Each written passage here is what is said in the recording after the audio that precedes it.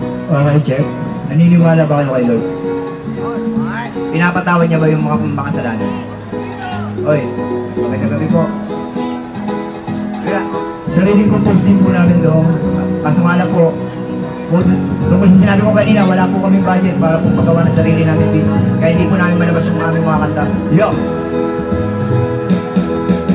Halos di ko mabilang ang aking mga atraso. Naaalala ka sa tuwing ako'y tinatrangkaso. Kapag wala ng pera at ako'y nagigibit, pangalan mo palagi ang aking binabanggit. Pinipilit ibigin ko ang aking mga mata. Kung waling nagdarasal ng bubola lang pala, nasa na ay pagpalain mo ako sa araw-araw. Sa loto ay tumama ng sayo ay makadalaw. Ngunit mali pala ang aking inaakala. Akala ko kasi si Lord ay aking madadaya. Magawa mo ba kaya na ako ay mapatawad? Kahit ang buhay ko sa kasalanan ay nababad.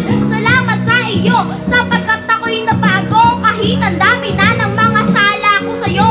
At nang ako'y magsisi sa iyo, ako'y tumawag. Nang dahil sa iyo ay nakakanto ang liwanag. Lord, patawad sa aking mga sala.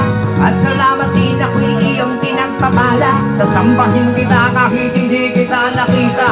Pagkat sa mundo, ikaw ang siyang dakila. Ikaw ang nagpakulan.